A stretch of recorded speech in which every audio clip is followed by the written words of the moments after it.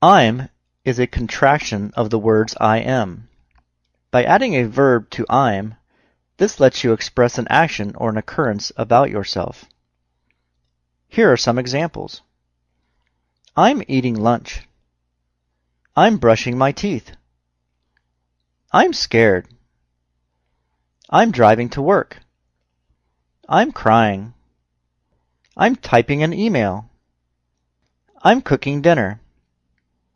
I'm combing my hair. I'm hanging a picture. I am texting. I am dancing. I am interested in the job. I am exercising. I am sad. I am learning.